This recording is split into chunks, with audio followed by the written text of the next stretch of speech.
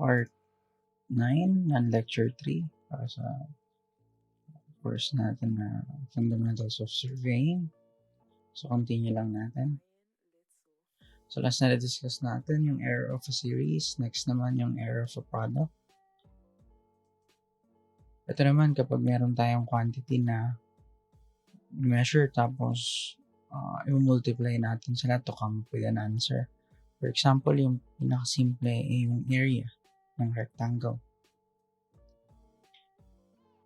And then yung value natin para dun sa lengths ng side ng rectangle or dalawang value na i-multiply natin na yung A1 at A2.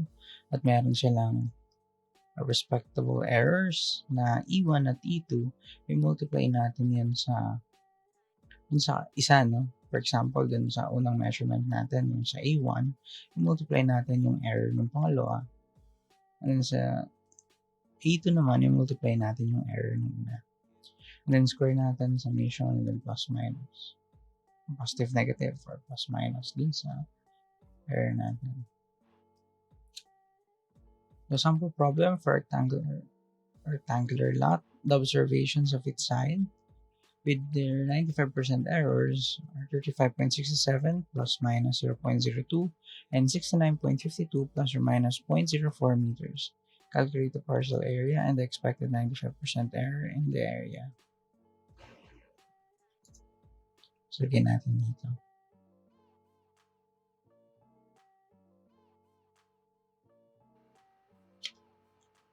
Sabi nga,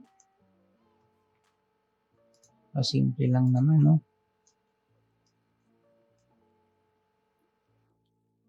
Nakunin natin yung area.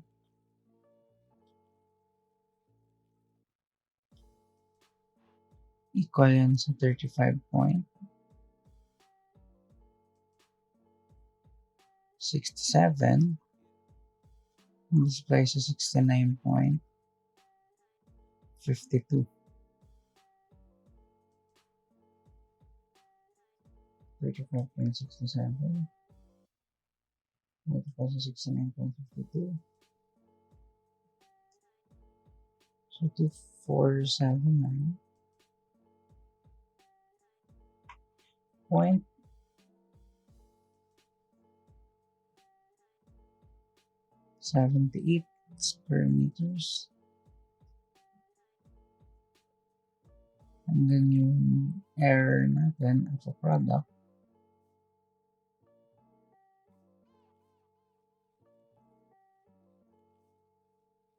equals a square root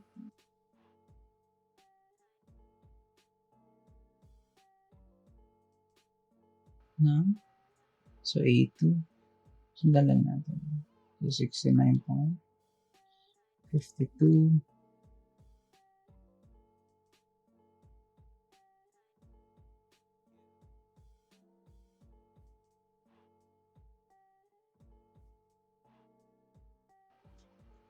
then square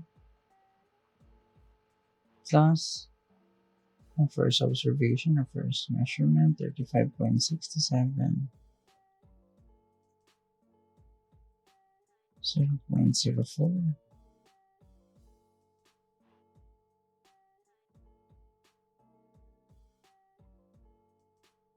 then square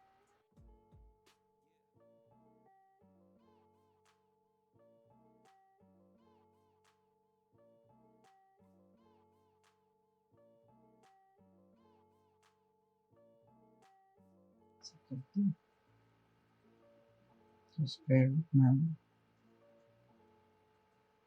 69.52 0.02 squared plus 35.67 multiply 2.04 squared. So, error po product natin ay 1.99 or plus or minus 1.99 square meters.